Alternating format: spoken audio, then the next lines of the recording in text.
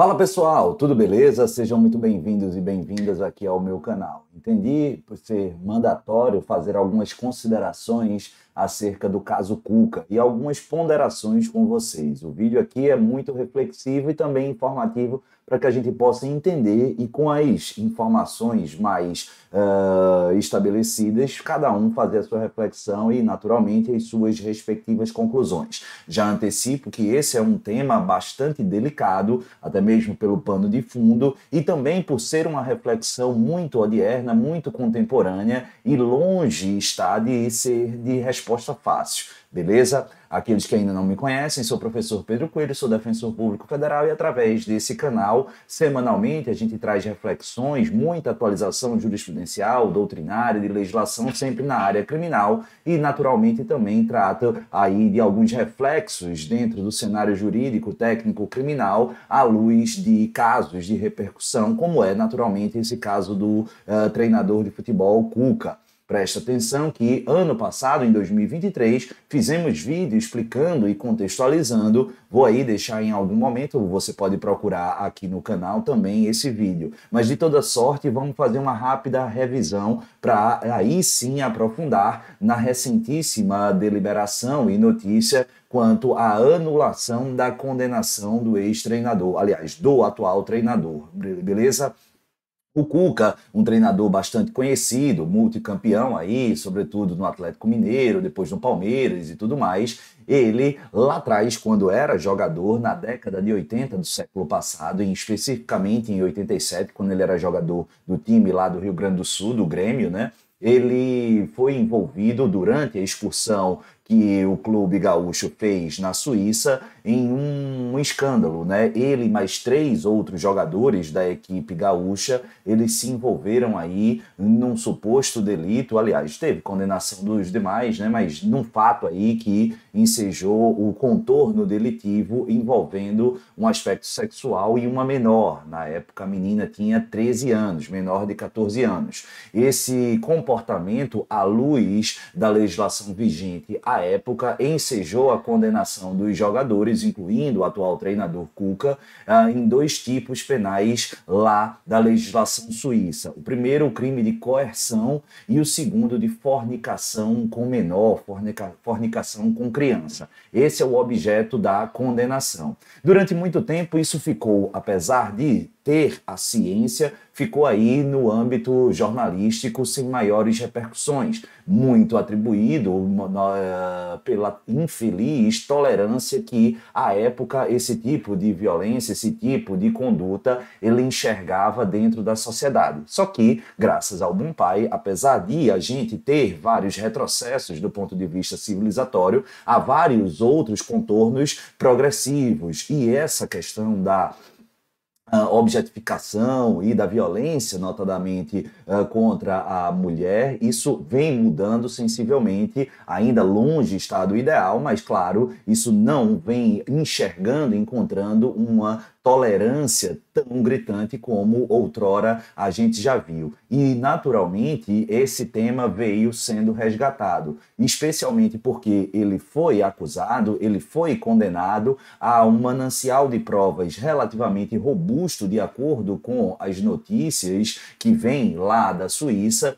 e houve essa condenação definitiva, transitou em julgado, e ele nunca compareceu novamente à Suíça, nunca entrou novamente em território suíço e, portanto, nunca cumpriu essa pena. Algo parecido, relativamente parecido com o caso do jogador Robinho, né, que é condenado definitivamente por estupro coletivo de vulnerável lá na Itália. Não há mais margem para recurso e só não tem a sua pena executada porque ele se encontra aqui no Brasil. Mas isso são cenas para outros vídeos, outros comentários. Voltando aqui, o que é que acontece? E eu trouxe, à época no vídeo de 2023, algumas situações. Essas situações eu sempre tento buscar e pesquisar bastante e sempre dou predileção após uma leitura do processo, até mesmo para entender bem o caso. Nessa situação, a gente tem um pouco de dificuldade. Porque o caso está lá estabelecido no Tribunal da Suíça, no Poder Judiciário Suíço. 2, esse caso ocorreu em segredo de justiça e esse processo teve um sigilo decretado por 110 anos. Então a gente não tem acesso aos autos. Também tentei ter acesso à decisão, mesmo em linguagem estrangeira, dessa anulação e não consegui. Mas a gente tem algumas informações. E essas informações sobre o caso, ela foi extraída a partir de reportagens que foram alimentadas. Por quê? Porque os dados e várias informações veiculadas nesse processo, eles se encontram digitalizadas em uma biblioteca no Der Bund e em jornais da época lá na Suíça. Em uma das matérias publicadas nesse jornal, jornal Der Bund, lá da Suíça, há um relatório forense que identifica, inclusive, evidências concretas envolvendo o treinador. A sugestão que foi encontrado, inclusive, sêmen do treinador no quarto em que os fatos se transcorreram.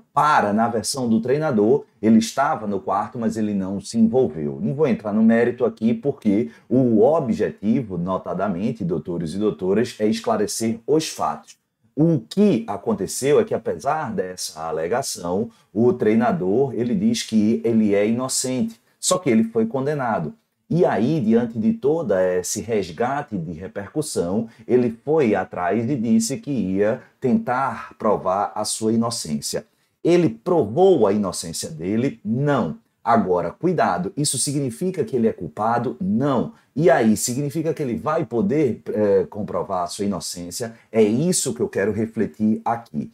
Antes da gente mergulhar nessa última etapa da anulação da condenação, a gente tem que registrar, e é importante, que foram ouvidos por jornalistas brasileiros os advogados, ou especificamente um advogado, o Willy Igloff, que acompanhou a vítima do caso à época. E ele tem sustentado que, sim, os 4 jogadores estavam envolvidos, que há um manancial de provas suficiente para implicar todos os 4 jogadores e que, por isso, eles foram condenados, que a própria vítima reconhecera todos os jogadores, inclusive o Cuca, como os seus respectivos agressores, e confirmou, isso é importante registrar, essa versão do jornal de que houve e foi identificado o sêmen de todos, inclusive do treinador, ali naquele ambiente, beleza? Tranquilo? Então, do ponto de vista probatório, de acordo com as informações, havia de fato provas suficientes, aparentemente, para essa condenação. Mas a gente sabe que o jogo probatório, ele envolve o jogo processual, regras formais processuais e normas, regras meritórias. E é isso que a gente quer registrar aqui. Dito isso, o que é que o treinador fez? O treinador, posteriormente, acho que ano passado, ele iniciou aí, contratou uma assessoria jurídica específica para atuar lá no Tribunal Suíço, no Poder Judiciário da Suíça, e finalmente essa semana saiu o resultado da anulação. Presta atenção, porque isso aqui ficou um pouco contraditório. Não contraditório, mas ficou um pouco fluido. Eu até consigo entender, mas a grande maioria das reportagens, a gente não teve acesso aí a decisão, mas a grande maioria das reportagens aponta que o vício principal identificado a justificar a anulação dessa condenação foi a revelia. A revelia, vocês sabem, é quando o processo indevidamente corre sem que o agente, sem que o acusado, sem que o imputado tenha a possibilidade de acompanhar o feito e de ser cientificado dos casos ou das etapas dos atos processuais. Eu tenho uma outra informação. Eu tenho a informação de que ele teve advogado constituído e, portanto, teria sido garantida a defesa defesa técnica.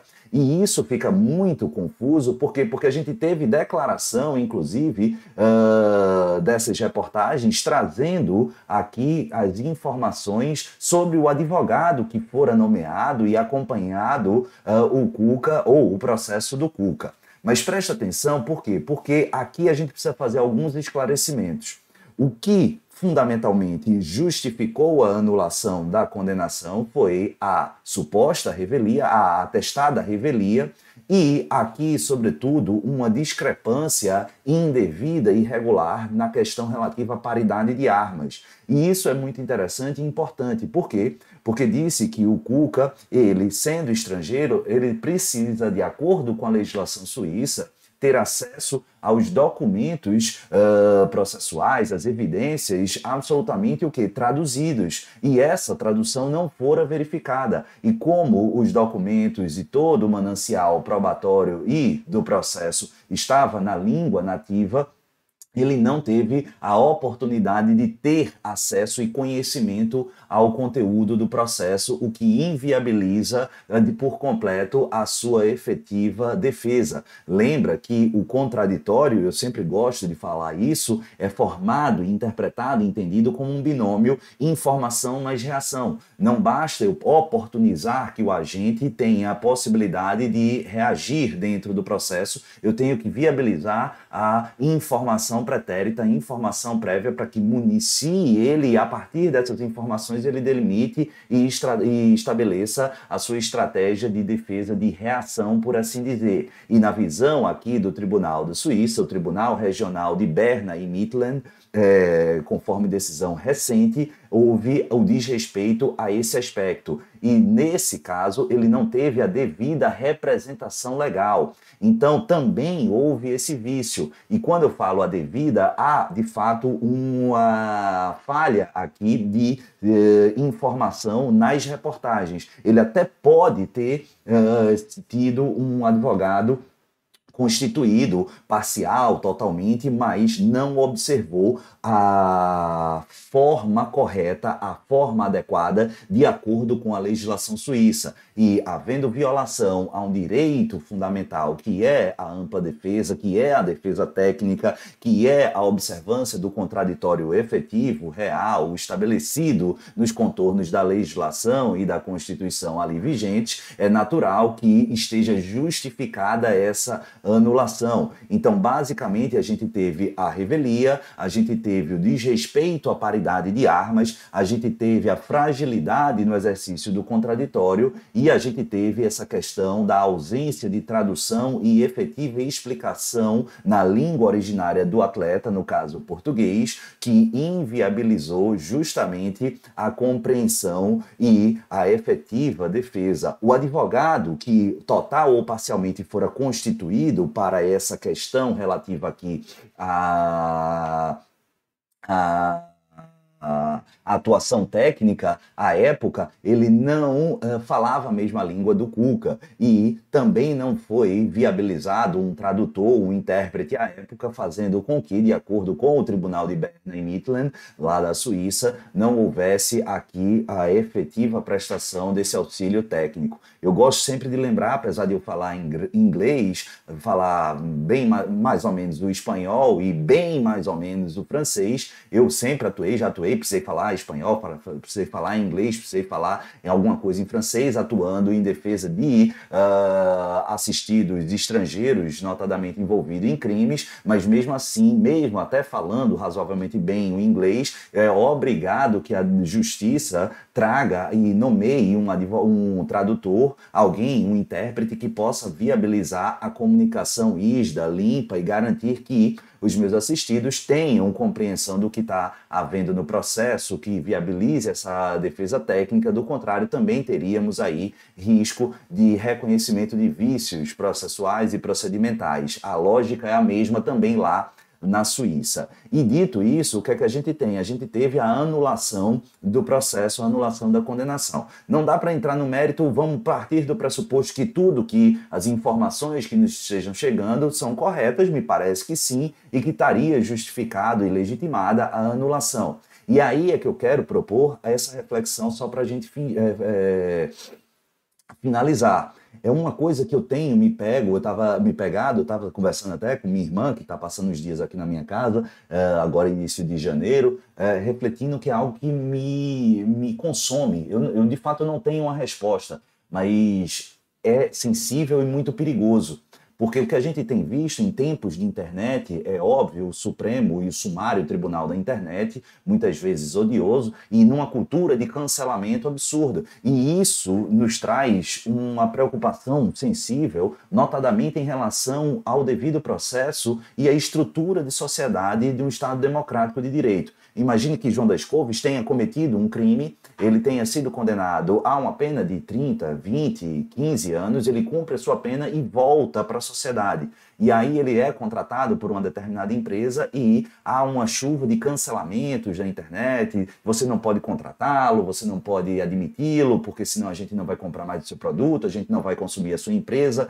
E será que isso é razoável? Até que ponto isso é razoável? Se o camarada já cumpriu, de acordo com a legislação vigente, todas as suas obrigações e todas as suas pendências. Você não precisa ser amigo dele, mas atuar dessa forma é legítimo? Até que ponto há legitimidade nisso? Até que ponto há civilidade nisso? Até que ponto esse espírito de justiçamento, de vingança, popularizada pela internet e disseminada pelas redes sociais, isso é perigoso, isso é uma forma legítima de democracia, de manifestação popular. É muito perigoso. E aí, lógico que eu fui para um caso específico, mas trazendo aqui para o caso do Cuca, envolvendo presunção de inocência, absolvição e espectro de inocência definitiva, porque é uma situação muito peculiar, porque veja, ele foi absolvido, ele logrou êxito em reconhecer, em obter o reconhecimento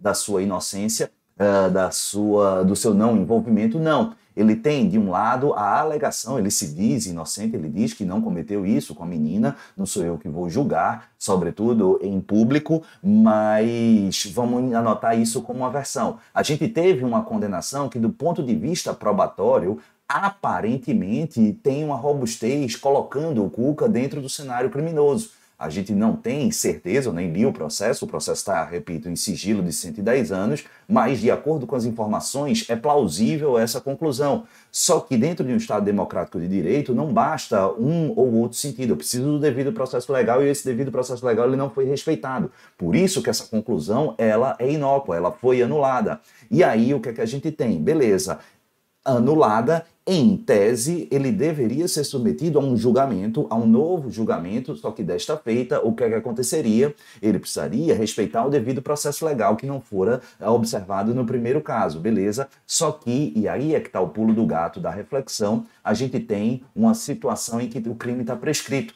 Prescrição, antes que você comece a choramingar, é um precedente, é um instrumento, é um instituto presente em todas as democracias do mundo e é necessário para fins de segurança jurídica. E dentro dessa ótica, é inenarrável que não há possibilidade de promover e reinstaurar a inicial acusatório, o processo acusatório. Nessa ótica, o que é que a gente tem? A gente tem, então ele nunca poderá ser condenado, certo, Pedro? Claro que não, ele não pode ter contra si uma ação contrária. Só que vamos imaginar uma outra perspectiva. Vamos imaginar que ele, como se diz, totalmente inocente, não vamos entrar, mas imagine que você esteja com ele, que você acredite 100% na inocência dele.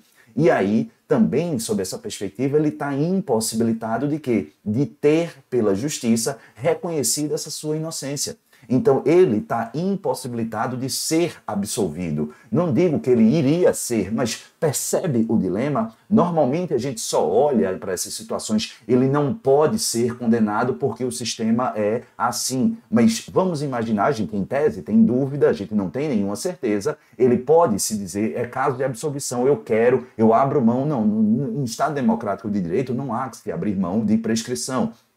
E nessa ótica, ele está impedido jurídica e constitucionalmente de quê? De ser absolvido. E aí a gente vai para a regra da sociedade, a regra social, a regra de um Estado democrático de direito. Uma regra que precisa ser observada e que não pode ser flexibilizada, ao menos na minha humilde opinião, em situações, em hard cases, em situações difíceis. Por quê? Porque senão a gente começa a flexibilizar e aí a gente perde a medida. Hoje eu abro uma janela, amanhã a casa toda está aberta. E justamente a gente tem que ter consolidados valores constitucionais, normativos, justamente para ultrapassar momentos difíceis e garantir em situações extremadas também a observância de um mínimo de humanidade do ponto de vista do processo e da segurança jurídica. E aí, dentro dessa ótica, você sabe, bom, eu tenho uma perspectiva de presunção de inocência. Somente devo considerar culpado aquele que tiver contra si uma sentença condenatória definitiva. E aí, o que é que acontece? Antes dessa sentença condenatória definitiva, o camarada ou a moça, ela ou eles são considerados inocentes, beleza? Tranquilo? Presumivelmente inocentes. A partir do momento em que eu não tenho mais a possibilidade de uma condenação por conta da extinção da punibilidade, eu tenho uma eternização da presunção de inocência. Então, juridicamente, vejam só, o Cuca é presumivelmente inocente para sempre. Para sempre. Ele não será absolvido, ele não foi absolvido, mas ele tem que ser, de acordo com os ditames da lei, considerado presumivelmente inocente para sempre. Por quê? Porque é uma situação extremada, relativamente rara de acontecer, mas que precisa ser estabelecido. Não dá para que a gente comece a transformar, ao menos, repito, na minha humilde visão, em si valer, eu não gosto da solução jurídica para esse caso, então eu vou atrás de justiçamento, porque nessa ótica, ao menos na minha visão, isso estaria dando margem a uma situação de vingança, a uma situação de justiçamento. E aí aquele negócio, né? A questão do direito, a questão do senso de justiça, a questão da justiça para funcionar como regra, algumas vezes precisa tolerar algumas situações de aparente injustiça. Isso aí são as regras do jogo, isso aí é o que o professor Norberto Bobbio, o italiano Norberto Bobbio, falava sobre o ordenamento jurídico de antinomias aparentes, são vícios aparentes que a gente precisa conformar e introjetá-los para consolidar um senso de justiça, uma regra estabelecida. Porque a partir do momento em que eu admito fazer certas fissuras flexibilizadoras, eu posso corroer o sistema e fazê-lo ruir. Então, na minha ótica, eu sei que por mais difícil que seja, me parece equivocado diante dessa notícia a gente insistir em condenar clubes que o contratam, em refutá-lo, em querer evitar que ele seja inserido dentro da sociedade. Eu sei que é um tema muito difícil mesmo. Eu não me sinto confortável nessa minha conclusão, são coisas que eu fico me corroendo, me refletindo, e aí, será que se contratasse o meu time diante de tudo que eu li, diante de tudo que eu sei, diante das minhas próprias convicções, mas ainda assim eu tendo aqui a refletir para buscar serenidade, buscar maturidade e evitar esses linchamentos, esses justiçamentos punitivos. Por quê? Porque a gente nunca vai ter a absoluta certeza e a convicção judicial e processual de que ele é ou não culpado, simplesmente porque o sistema hoje não admite. É por isso que é muito importante, seja do ponto de vista investigatório, seja do ponto de vista acusatório e, claro, também da perspectiva de defesa, o zelo, o cuidado com os rigores formais e processuais, porque forma em processo penal é garantia, e a garantia não para A, não para B, mas para todos nós enquanto coletividade. E você, o que é que você acha desse tema? O que é que você acha? É difícil? Você acha que é justiçamento virtual, digital, essa cultura do cancelamento está fazendo com que a gente confunda as coisas? Mas eu sempre lembro, olha, a presunção de inocência e os respeitos às regras do jogo não é para em favor de A, em favor de B, para quem aquele que a gente gosta, para quem aquele com quem a gente simpatiza, mas para todos nós, para João, para Luiz, para Carla, para Cláudia, para Isabel, para Antônio, para Pedro, para mim, para você, para todos nós, beleza? Tranquilo? Comenta aí embaixo, não esquece, deixa o joinha, divulga esse vídeo, um beijo no coração de todos, fiquem com o Papai do Céu e até a próxima. Tchau!